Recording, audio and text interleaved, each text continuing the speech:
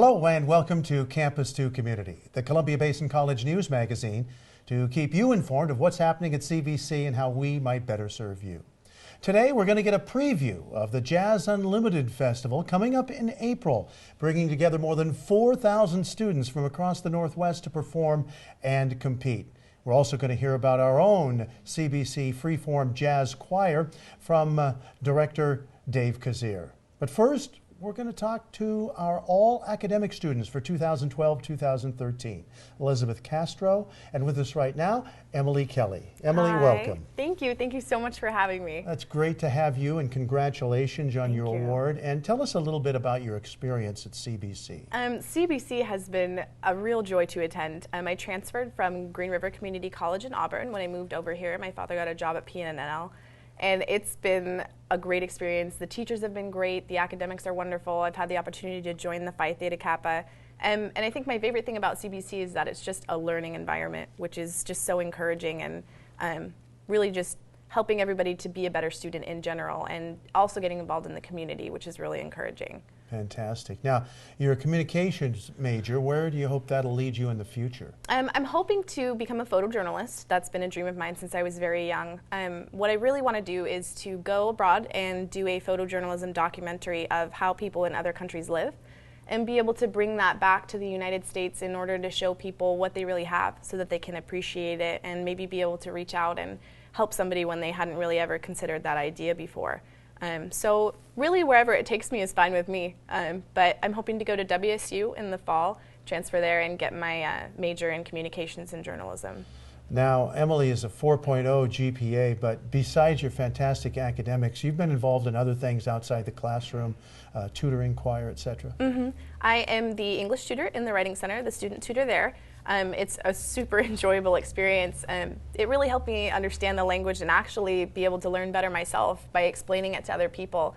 It's really rewarding to be able to help somebody understand how to write better and how to really further themselves in academia. And I also am in the choir. I'm in concert choir. We had the opportunity to sing at the planetarium, which was really exciting and super cool. That's a really enjoyable experience. We have a great director. I also am a member of the Phi Theta Kappa, and I'm helping to head up the community service aspect of that. Recently, we've been volunteering at a homeless shelter. So we do that probably once a week, and I do all the sign-ups and everything for that to get that started. So that's really cool, too, is helping other people get involved in the community as well. So you're going to be on your way to Olympia here in the month of March to receive your award and a $750 scholarship. Yes. Get your picture taken with Governor Inslee. You must be pretty excited about Right, that. I am extremely excited. I'm sure it's going to be a wonderful experience. Fantastic. Emily, we're proud of you at CBC, and congratulations. Thank you so much. And we'll be back to speak with our other all-academic all-star right after this.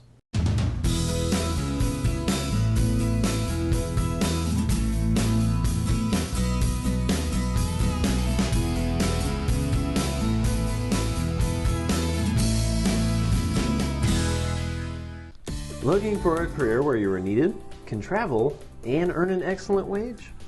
In the next 3 to 5 years, more than 40% of the nuclear energy workforce will be eligible to retire.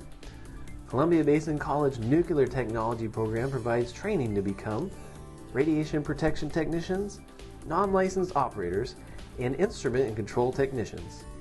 Here's your chance to become part of the nuclear workforce.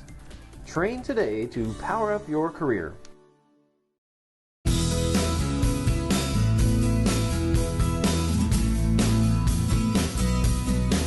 Welcome back, and we're talking academics on Campus to Community today, and with us is our second academic all-star for 2012-2013, Elizaberth Castro. And Elizaberth, welcome to the show. Thank you. Elizaberth has maintained a 3.99 grade point average, and that as a 17-year-old Running Start student.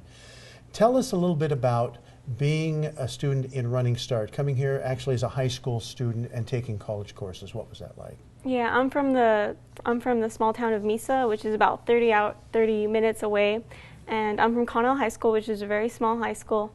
And I sort of follow the steps of my sister. She did this program. She finished this program in 2010, and sort of her example inspired me to do it as well, and to come into college early and to take sort of a new different type of life and a new different type of learning, and I've really enjoyed it.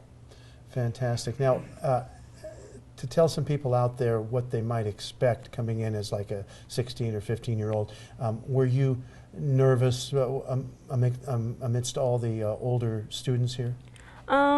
At first, I always think of like my first year as sort of a year of adaptation, sort of coming into college, but I really enjoyed, especially the people that I've gotten to meet and the professors that I've gotten to have. I really enjoy the perspectives and the stories that people have, because I feel like it's a different way to view life, hearing the different stories that people have and what leads them to Columbia Basin College, which is a community college, so there's a lot of different types of people there. And I feel like it inspires me to sort of work hard because I have this opportunity at such a young age. And you are majoring in international studies, however, you also love working with children. Will those two mesh into some kind of career for you? Yes, I think definitely. I feel like it's really important to support children, and I look back on my life and I feel like I grew up in a really small community, and I feel like it's important to reach out to people who live in secluded areas or sometimes even in poverty. I feel like I would like to do that around the world and help people just live better lives and have these opportunities that I feel like were given to me and made a really huge difference in my life. Well, it sounds like you've done that. Didn't you take a trip to Korea last year? Yes, I was able to go to South Korea with Fulbright, and I was able to be sort of a summer camp counselor for the Korean children, and I feel like that's definitely a huge motivation for what I want to do and sort of my goals. Okay, fantastic. Now, you've got Olympia coming up. What are your thoughts about meeting the governor and getting your scholarship award? I'm excited. I've never been to Olympia, and I think it's important to go to the Capitol and get to sort of see what it's like and what goes on there. And you come from a background, you mentioned your sister, who also basically was in your same position 3 years ago and was an all-academic all-star. And as I understand, your parents didn't go to college, but it sounds like they've made it a priority, the higher education for you kids. Yeah, my parents, they immigrated from Mexico over 20 years ago, and I think our entire lives they've always encouraged us to work hard in everything we do, and that includes school. And I feel like just having that example of my sister, I feel like it can be done, and I feel like it also inspires me to work hard for my little brother as well. And for a lot of other people around here. So thank you, Elizaberth, and congratulations. Thank you. Okay. And coming up, we're going to hear about 4,000 and some students descending on Columbia Basin College in April for Jazz Unlimited Festival, right after this.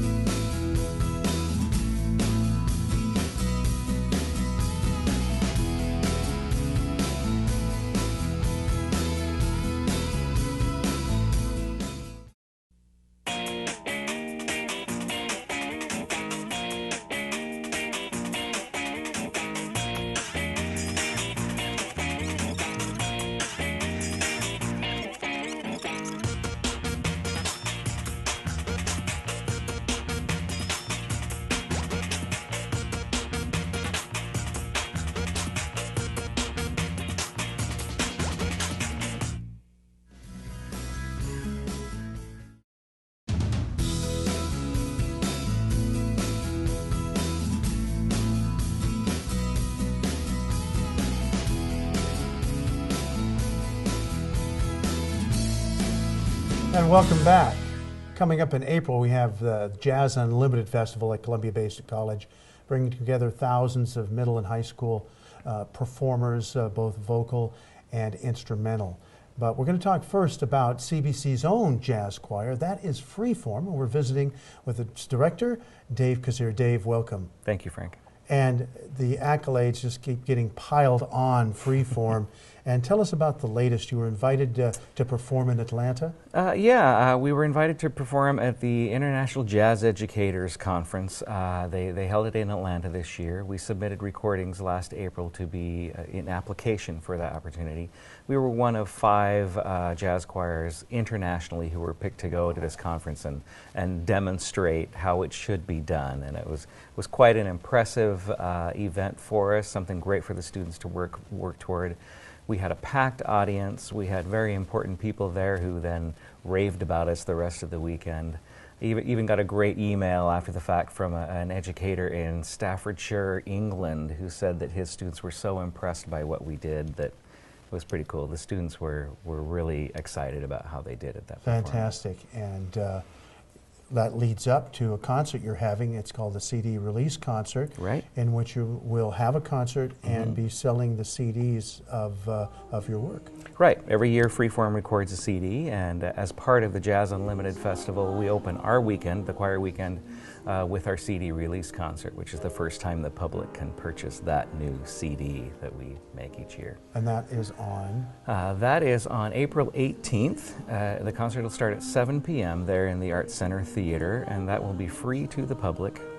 Buy a CD, there's your admission. There you go. Talk a little bit about Jazz Unlimited. You know, it's over 4,000 students coming from middle and high school. You've got quite the reputation now, you and Randy Hubbs on the instrumental side.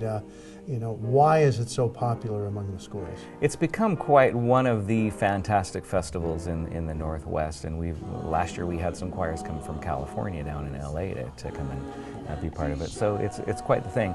It started in 1972 with Don Paul. He got it rolling, starting with a jazz band festival. Byron Jurdy added a jazz choir portion in about 1976, and then Steve Bear added a concert choir portion. Randy Hubbs added a concert band portion a few years after that, and it's really escalated into 4 great days where high schools and middle schools and junior high bands and choirs can all come and perform on the campus. They get a great audience to perform for. They get well-recognized clinicians who hear them and work with them to improve their art as well. And it's really become a staple for a lot of schools during the year to come and be part of our festivals. And there's a competitive part for it too, so that makes it exciting as well, you know, come and win a trophy and all that kind of stuff.